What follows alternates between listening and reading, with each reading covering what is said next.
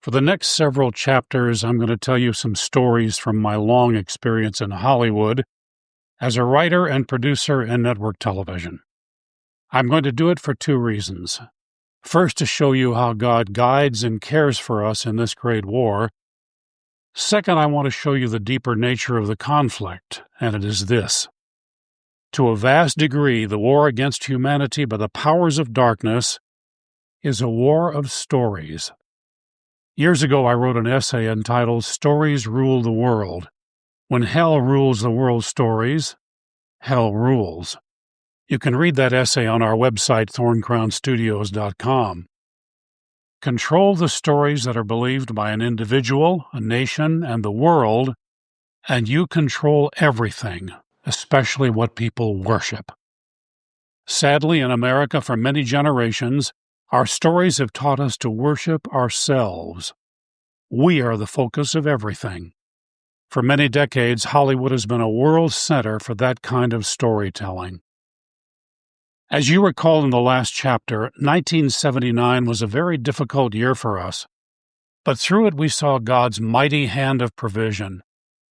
During 1979, I co-wrote a feature film script with a great friend of mine, Mick Curran.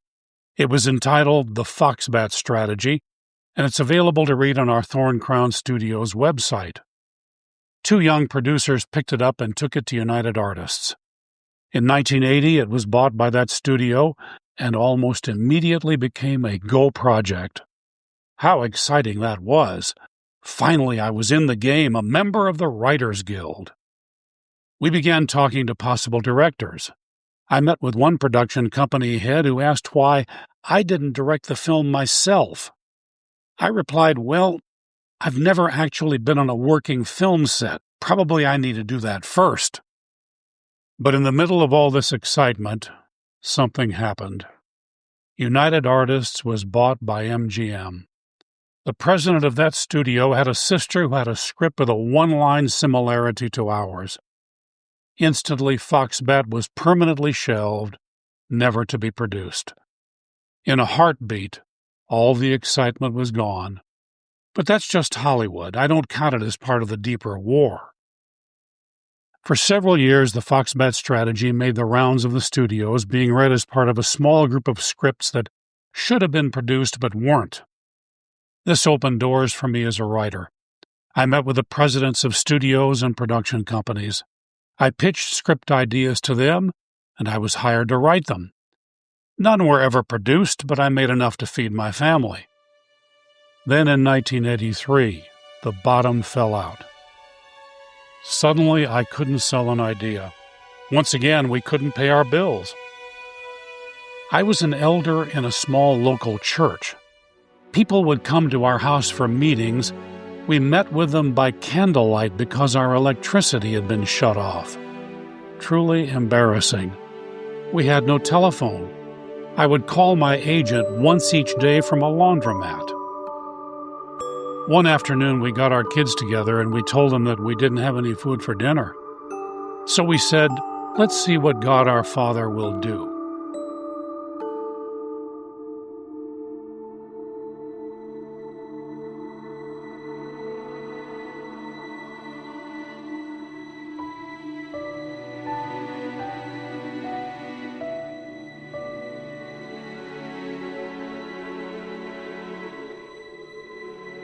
We had no reason to expect anything. Just before dinner, we got a call from a church youth group. They had planned an evening at a home with a large swimming pool, but suddenly that home was no longer available. We had a very small home, but a large pool in the backyard. The youth group asked if they could meet at our house. They would bring dinner. We had a huge meal of hamburgers and hot dogs with leftovers for several days. Our struggle continued deep into 1984. Then came the Great Transition. A good friend of mine, Rod Taylor, sold a television series to CBS through Universal. I had never thought of writing for TV. I knew nothing about it. But Rod asked me to write a script for his series, Otherworld. It was about a family, a father, mother, and 3 kids, who had fallen through a strange portal and were lost in a different dimension. There they were pursued by an evil leader and his forces. In each episode, they would escape from one strange place to another. The series had been picked up for 8 episodes. My friend Rod, the studio, and the network loved the script I wrote, and I was asked to join the writing staff. From not being able to pay my bills, suddenly I had an office on the Universal lot. That's Hollywood. I didn't realize it, but I had entered the story wars of my professional life. From the start, the woman in charge of Otherworld at CBS was a problem. It was clear that she didn't like much of what we were writing. Then I wrote a script that was like throwing gasoline on her fire. Of course, I didn't know that. In the story, the family enters a strange, supernatural house. Each member is trapped alone in a room that manipulates their deepest fears, driving them to destruction.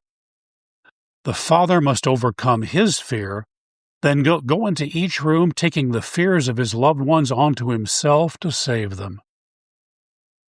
Well, the script went to the executives at Universal, and they loved it, telling us it was one of the best that we had written. Then it went to CBS. The woman in charge absolutely hated it. She hated the idea of a father who would give himself to save his family, and she wouldn't let it be produced. Instantly, it was gone. Saddest of all, she made sure that Otherworld was not picked up after 8 episodes. A series that should have continued for years vanished. Otherworld could be done again right now, I'm sure, with great success. But what had happened in that poor woman's life that would make her respond the way she did? After many years, I know this. The powers of darkness and evil prepare people for leadership by damaging them from childhood on. They build into them hellish stories that control and empower all of their decisions, actions, and relationships. It's a form of enslavement, and those damaged leaders who become so destructive are everywhere, especially at the highest levels of society, where they control others through greed, selfishness, anger, and fear. As sad as the experience was, Otherworld opened amazing doors for me. I got to know the executives at Universal Television and really liked them. The feeling must have been mutual because they gave me an overall deal, which meant I stayed exclusive to Universal Television after Otherworld was over. And the fall of 1985 brought an incredible opportunity. A senior vice president at UTV named Richard Lindheim was the co-creator of a new series, and halfway through its first season he asked me to join the staff. And so began the greatest experience of my writing career as a writer-producer for The Equalizer. I'll tell you more about that in the next chapter. Over the years, I've learned so much about the way Jesus guides his servant warriors. The lessons of physical warfare do apply. Before a soldier enters a combat zone, he or she goes through long periods of training. This can be so miserable that you feel like you are in warfare, but you are not. As an infantry soldier, when you join a combat unit in a war zone, you find yourself in one of the most boring jobs in the world. You go through long periods where all you do is slog through filth and vileness. There are no enemy attacks. It's just you, weighed down, miserable, lonely, and afraid for days on end. Then suddenly shrieking chaos and death that could be over in minutes or last for days. Jesus does not place us in an enemy stronghold until we are ready. I'm afraid that so much of what we consider enemy attacks we bring on ourselves. We do things that invite the enemy in. Then as we suffer for our own sin and stupidity, we try to glorify it by calling it spiritual warfare. No, it's just reaping the stinking harvest that we have planted. But God is so merciful.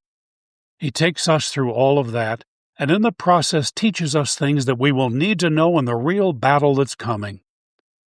Most of all, we learn how weak we truly are.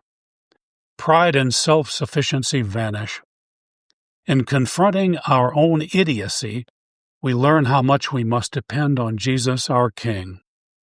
Only when we understand how pitiful and stupid we are will we be ready to face the God of this world and his forces. When we are humbled to the place where we confront the depths of our weakness and ignorance, out of it comes our greatest weapon, gratitude. But how can you be grateful when the situation is terrible? When you're in pain, when you face rejection and loss? How can you thank God in the middle of all that? In early 1985, when Otherworld was falling apart and my hope for a new future was vanishing with it, how could I be grateful? It felt like yet again everything I touched was turning to trash. How could I be grateful for that? I'll tell you how. Through all the preceding years of preparation, I had learned that God, my loving Father, was faithful, and no matter what happened, no matter how I failed, he would never let me go.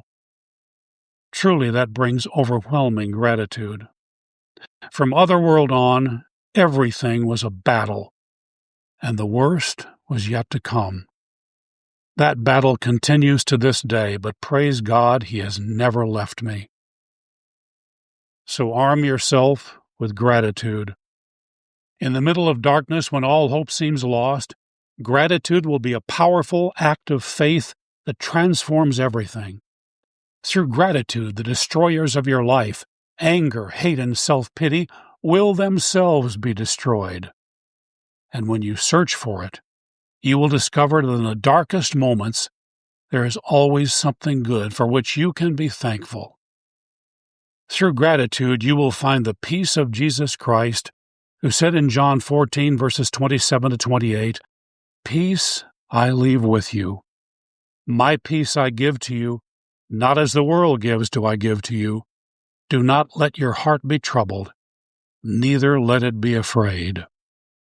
The power of gratitude, thanking God for his love and care in the worst of moments, makes possible what the Apostle Paul wrote about in 1 Thessalonians chapter 5, verses 15 to 19. See that no one repays another with evil for evil, but always seek after that which is good for one another and for all people. Rejoice always, pray without ceasing. In everything give thanks, for this is God's will for you in Christ Jesus. When gratitude is in control, you are given the ability to see people in ways you never could without it. Even people who have done terrible things to you. Into your heart comes the compassion of Jesus himself. You're able to pray for them and forgive them to a depth that was not possible before. And with gratitude comes patience. I must tell you that I am still learning these lessons after all these years. I'm not by nature a grateful person, a patient person, or a forgiving person. In fact, by nature I am the opposite. But God has been so patient and loving toward me. Over the years, I've begun to learn what the Apostle James wrote in James 1, verses 2 to 4. Count it all joy, my brothers, when you meet trials of various kinds, for you know that the testing of your faith produces steadfastness. And let steadfastness have its full effect, that you may be perfect and complete, lacking in nothing.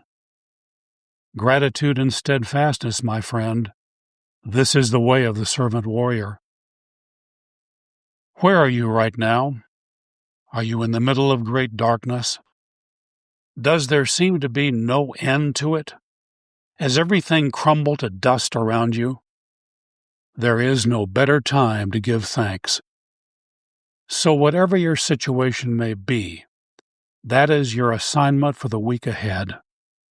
Lay it all out before your Father in heaven who loves you. Don't hold back your pain, your disappointment, and your anger. Go ahead, spew it to him. Then give thanks. Why? Because if you could see your future in Jesus, you would say with the Apostle Paul in 2 Corinthians 4:16 to 18, "Therefore, we do not lose heart. But though our outer man is decaying, Yet our inner man is being renewed day by day, for momentary light affliction is producing for us an eternal weight of glory far beyond all comparison, while we look not at the things which are seen, but at the things which are not seen. For the things which are seen are temporal, but the things which are not seen are eternal. That's it, servant warrior. Go forward into the battle of your life, steadfast, wielding the weapon of gratitude, because the King has counted you worthy. Waiting for you at the end of your life's faithful battle is glory beyond anything you could imagine.